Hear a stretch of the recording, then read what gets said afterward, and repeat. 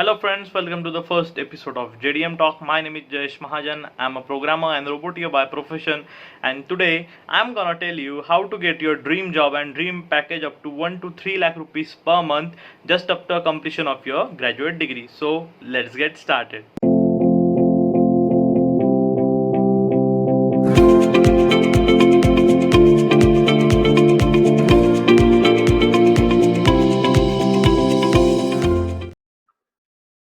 Hello guys. आज अपन देखने वाले हैं कि अपने जो नॉर्मल कॉलेजेस होते हैं, लाइक अपने को ये पता है कि आईआईटी, एनआईटी और बिट्स पिलानी वगैरह जो होते हैं, वीआईटी वेल्लोर हो गया, वो बहुत तगड़े पैकेजेस से उनके यहाँ के स्टूडेंट्स जो है वो जॉब पे लगते हैं। लेकिन आज अपन उसके रिगार्डिंग कुछ फैक्ट्स जानेंगे। ओके। और ये भी समझेंगे कि अगर अपने को उस टाइप की कुछ जॉब चाहिए हो जिसमें अपने को स्टार्टिंग से ही एक अच्छा खासा पैकेज, मतलब 1 से 3 लाख के अंदर वाला पैकेज चाहिए, तो कैसे करेंगे? ठीक है, तो शुरू करते हैं। बेसिकली देखो, चीज क्या होती है पता है क्या? आपके आप सबको एक मिसअंडरस्टैंडिंग होती है एक लेवल पे कि IIT, triple ITs, NITs, bits और वीआईटी जो हो गए, उनके हर एक बच्चे को कुछ अबव 1 करोड़ या फिर कुछ 70-80 लाख रुपीस का पैकेज स्टार्टिंग में मिलता है। ये सबकी एक मिथ होती है। ठीक है, तो बेसिकली ऐसा नहीं होता है। ठीक है ना? उनमें जो बच्चे हैं जिन्होंने वहां पे मेहनत की हुई है, वहां पे उनको नंबर ऑफ एक्सपीरियंस जो है वो बाकियों से कुछ ज्यादा है, वो technically, practically, theoretically all the kinds में किसी और से अच्छे हैं, तो उन बच्चों को ही, सिर्फ गिने चुने लोगों को उतना हाई लेवल का तगड़ा पैकेज मिल जाता है। लेकिन फिर भी वहां पे आपको सारे पैकेजेस लगभग 7 से 8 लाख तक कम से कम वहां से शुरू ही होते हैं। ठीक है, कि एक अच्छे से एवरेज पैकेज भी रहा तो एवरेज पैकेज 15 से 25 लाख तक वहां पे मिल ही जाता है। लेकिन फिर लोग कहते हैं कि अपने जो नॉर्मल कॉलेजेस हो जाते हैं, लाइक कुछ लोकल कॉलेजेस हो गए या फिर कुछ ऐसे कॉलेज जिनका कोई आउट ऑफ स्टेट नाम तक नहीं जानता, तो वहां पे एक तो कैंपस नहीं आता है। पहली बात, कॉलेजेस की वर्स्ट थिंग है नॉर्मल कॉलेजेस की, कि उसमें कैंपस नहीं आते हैं। वहां पे अलग थिंग होती है, लाइक अगर जो आपके टॉप इंस्टीट्यूशन है वहां पे 100 to 100 कंपनीज आके आराम से बच्चों को उठा के ले जाती है। लेकिन यहाँ पे छोटे कॉलेजेस में तो कैंपस का नामो निशान तक नहीं रहता है। आते हैं तो ऐसे आते हैं जिनमें 2 to 3 lakh rupees per month के ऊपर कोई सैलरी देने को तैयार नहीं है। Sorry, 2 to 3 lakh rupees per annum salary देने को कोई तैयार नहीं है। तो अभी अपन ऐसा क्या करें? क्योंकि देखो, वो प्रोडक्ट बेस्ड कंपनीज जो है, टेक जायंट कंपनीज, वो अपने पास तो आती नहीं है, तो अपने को उनके पास जाना होगा। तो उसके लिए अपने को क्या क्या तैयारी करनी होगी, आज अपन वो सब देखने वाले हैं। तो बेसिकली जो स्टेज 1 है, यहाँ पे आप जैसा सब देख सकते हो, स्टेज 1 जो होती है वो आईआईटीज, एनआईटीज, ट्रिपल आईटीज जो सारे स्टूडेंट्स है वो फॉलो करते हैं। ठीक है, जो जिनको बेटर पैकेज मिलता है उस कॉलेज में, मैं उनकी बात कर रहा हूँ। जिनको बहुत अच्छा पैकेज मिलता है, मैं उनकी बात कर रहा हूँ। और नॉर्मली अपने को भी फॉलो करना ही है। ठीक है, नॉर्मल कॉलेजेस वाले बच्चों को भी ये चीजें फॉलो करनी पड़ेगी। उसमें से स्टेज 1 और स्टेज 2, ऐसे दो स्टेज है। स्टेज 1 सिर्फ आईआईटी, ट्रिपल आईटी और एनडबल आईटी, बिट्स, वीआईटी वगैरह और नॉर्मल कॉलेजेस के बच्चे भी फॉलो करते हैं।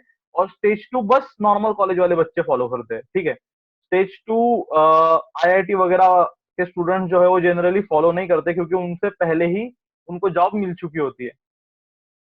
ठीक है, तो बेसिकली देखते हैं स्टेज 1 में क्या है। स्टेज 1 में स्टेप 1 है लर्न प्रोग्रामिंग। देखो, ये तो चीजें मस्ट है कि आपको कोडिंग आनी ही चाहिए। अगर आप टेक जायंट्स की बात कर रहे हो, जैसे गूगल, टेस्ला, एप्पल हो गया, ठीक है, फेसबुक हो गया, व्हाट्सएप हो गया, तो वहां पे आपको प्रोग्रामिंग आना कंपलसरी है। और उसमें भी आपको सी प्रोग्रामिंग जो है वो मस्ट है। ठीक है, सी प्रोग्रामिंग मस्ट क्यों है? उसका रीजन सिंपली है।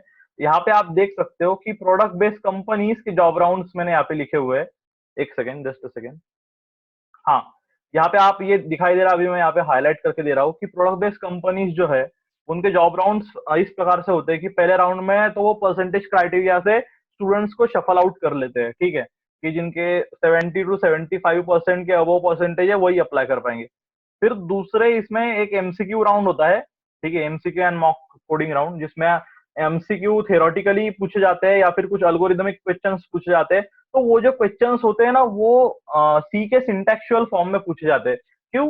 क्योंकि प्रोडक्ट बेस्ड कंपनीज ये अज्यूम करके चलती है कि एटलीस्ट तुमको सी तो भी आती है। ठीक है, वो ये अज्यूम करके चलती है कि तुमको सी तो भी आती है। इसकी वजह से वो सब होते हैं सी बेस्ड। मोस्ट ऑफ, ठीक है। फिर आप बाकी की जो 3 लैंग्वेजेस मैंने यहाँ पे मेंशन की है, वैसे तो लैंग्वेजेस बहुत एग्जिस्ट करती है, लेकिन जो नॉर्मली सबसे अच्छी चलती है वो लैंग्वेजेस मैंने यहाँ पे मेंशन करके रखी है।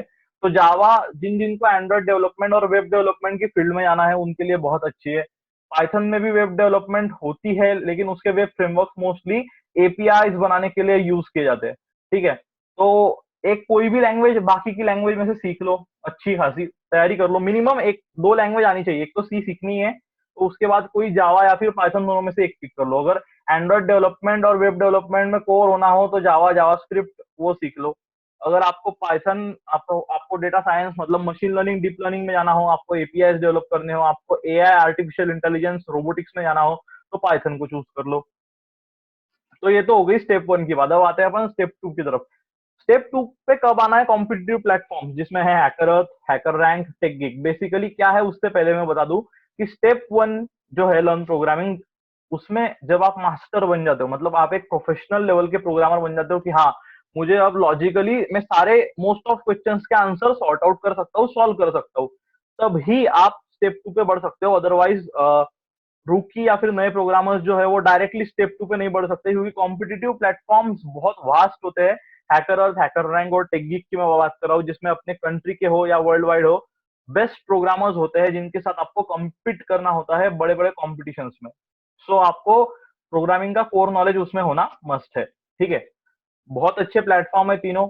अगर आप उसमें कुछ परफॉर्म करते हो, अच्छे से जीत जाते हो, तो आपको प्राइजेस वगैरह भी मिलते हैं।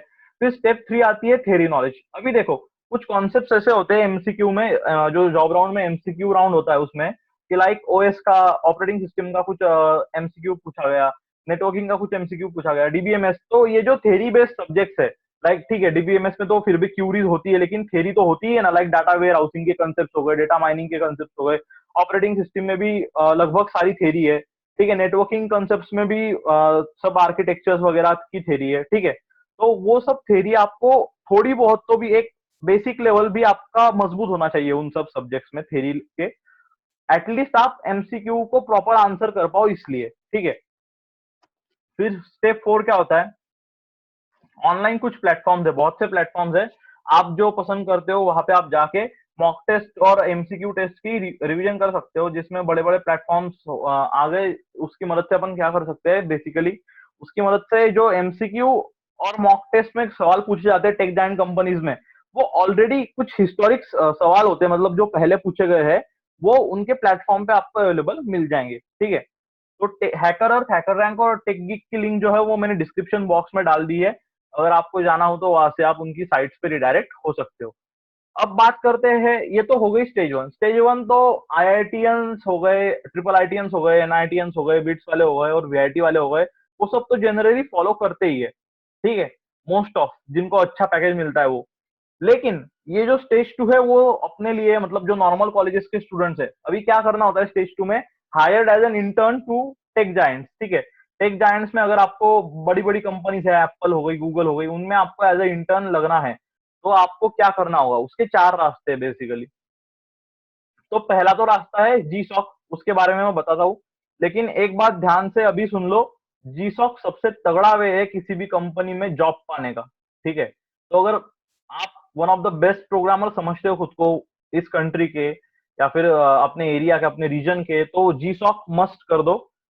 क्या है मैं बताता हूँ थोड़ी देर में, पहले बाकी के वेज आपको एक्सप्लेन कर देता हूँ। Intern under professor of IITs and NITs, ठीक है।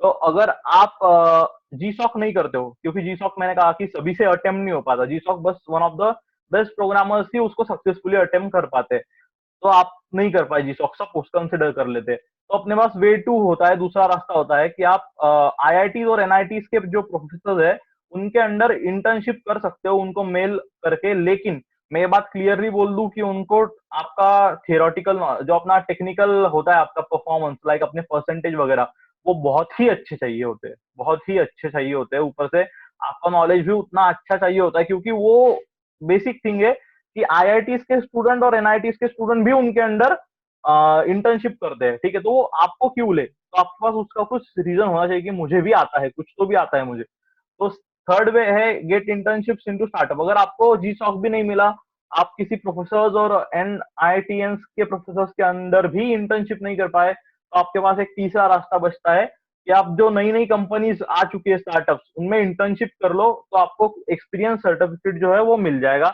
जिसकी मदद से आप टेक जायंट्स में जॉब शायद नहीं स्टार्टिंग को मिल सकता है, लेकिन आप वहां पे एज ए इंटर्न शायद एक्वायर कर लिए जाओ। ठीक है, तो जो वे फोर है वो वे फोर है गिटहब के ओपन सोर्स प्रोजेक्ट। ये भी बहुत अच्छा वे है किसी टेक जायंट में जाने का। तो उस बेसिकली क्या करना होता है, गिटहब पे बहुत से ओपन सोर्स प्रोजेक्ट जो है वो अवेलेबल होते हैं। ठीक है, तो आप एक बात अभी क्लियर कर लो कि जब आप किसी ओपन सोर्स प्रोजेक्ट पे काम करते हो तो उस प्रोजेक्ट का लगभग हर चीज रेडी होती है। ठीक है, आपको कुछ चूज करना होता है कि एक तो मैं इस प्रोजेक्ट में आई हुई कुछ बग्स जो होती है, बग्स मतलब कुछ दिक्कतें, एरर आती है कुछ सॉफ्टवेयर या फिर एप्लीकेशन या फिर कोई भी वेब प्रोग्राम रन करते हुए, तो एक तो मैं वो बग्स सॉल्व करूंगा, या फिर मैं कुछ खुद का कंसेप्ट इंट्रोड्यूस करूंगा। जस्ट लाइक कोको कोला की कोई रेसिपी, कोको कोला की रेसिपी किसी को नहीं पता है। ठीक है, लेकिन सपोज कोको कोला ने उसकी रेसिपी पब्लिक कर दी, ओपन सोर्स कर दी, तो मैं देखूंगा कि कोको कोला में मुझे पता है थोड़ा नमक कम है, शायद सपोज कंसिडर कर लो नमक कम है, तो मैं नमक डाल के उसको अपने नाम पे कर सकता हूँ, मतलब अपने सीवी में लिख सकता हूँ कि या I improve Coca Cola recipe. तो वैसे आप यहाँ पे लिख सकते हो कि आपने कोई कौन से नए फीचर्स या फिर कौन कौन से बग्स आपने हटाए हैं किसी ओपन सोर्स प्रोजेक्ट में, आप अपने सीवी में उसको इजीली लिख सकते हो, जिसका इम्पैक्ट आपको एज अ इंटर्न किसी टेक जायंट में हायर करते हुए अच्छा लगता पड़ता है। ठीक है, अब बात करते हैं वे नंबर फर्स्ट जी सॉक की, Google summer of code challenge की। ठीक है, बेसिकली ये भी एक similar kind of open source project competition है, ओपन सोर्स प्रोजेक्ट कंपटीशन। उसमें होता क्या है जी सॉक में, ये गूगल की ऑर्गेनाइज की हुई कंपटीशन है। ठीक है, तो इसमें होता क्या है, सीन ऐसा रहता है कि गूगल स्टार्टिंग को एक ओपन सोर्स प्रोजेक्ट की लिस्ट आउट करता है। ठीक है, आपको तब चूज करना होता है कि आप कौन सा ओपन सोर्स प्रोजेक्ट करोगे, आपको उसका एक प्रेजेंटेशन वगैरह पीडीएफ फाइल जो है वो उनको सेंड करनी होती है। अगर उनको आपका कॉन्सेप्ट पसंद आ गया तो वो आपको 3 महीने देते हैं उसको इम्प्लीमेंट करने के लिए, और साथ ही आपको मिलता है एक मेंटोर।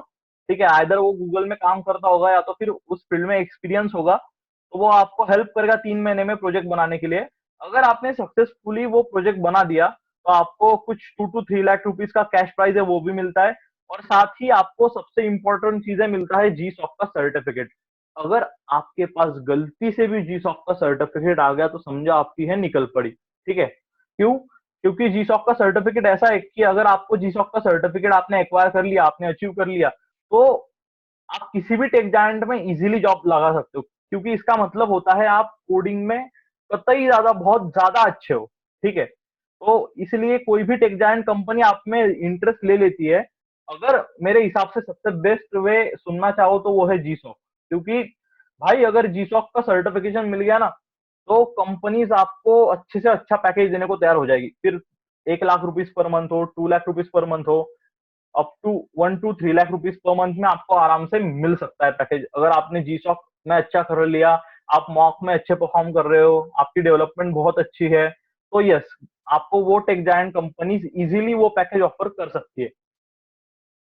और बात रही इंटर्नशिप्स और स्टार्टअप से, अगर आप इंटर्नशिप हायर करते हो, देखो आपने स्टार्टअप में इंटर्नशिप की, उसके बाद उसके एक्सपीरियंस सर्टिफिकेट के ऊपर उसके बेसिस पे आप अगर किसी टेक जायंट मतलब बड़ी कंपनी में इंटर्नशिप करने जाते हो, तब ज्यादा ही अच्छा रहा है आपका परफॉर्मेंस, तो वो आपको एक जॉब ऑफर करेंगे। अगर आपका परफॉर्मेंस अच्छा ही नहीं है तो आपको जॉब ऑफर नहीं करेंगे। ठीक है, अगर आपका परफॉर्मेंस एवरेज है तो आपको एवरेज पैकेज ऑफर करेंगे। तो वो अपने हाथ में रहता है तब जब आप किसी टेक जायंट में एज ए इंटर्न हायर होते हो। ठीक है, लेकिन अगर जी सॉक कर लो यार मेरी मानो तो आपको इंटर्नशिप की भी जरूरत नहीं पड़ेगी, क्योंकि बहुत इंपैक्ट पड़ता है उनका इंटरव्यूअर पे जी सॉक का, जी सॉक के सर्टिफिकेशन का। तो बेसिकली ये था कॉन्सेप्ट। जी सॉक की जो वेबसाइट की लिंक है Google summer of code challenge की, वो मैंने डिस्क्रिप्शन बॉक्स में डाल दी है। ठीक है, आज के वीडियो के लिए इतना काफी है। अगर आपको मेरा वीडियो पसंद आया हो तो प्लीज लाइक कीजिए, सब्सक्राइब कीजिए और शेयर कीजिए। मैं टारगेट रखता हूँ 50 लाइक्स का इस वीडियो पे, स्टार्टिंग वीडियो है, अपना फर्स्ट सेशन है। अगर आपको 50 लाइक्स मिल गए तो मैं इसके ऊपर एक डिटेल वीडियो बनाऊंगा जिसमें मैं आपको इस प्रोसीजर के बारे में कंप्लीटली समझाऊंगा। ठीक है, जी सॉक से लेके हर चीज को इन डिटेल, इन डीप। ठीक है, तो आज के सेशन के लिए इतना काफी है। मिलते हैं अपन अगले सेशन में। ठीक है।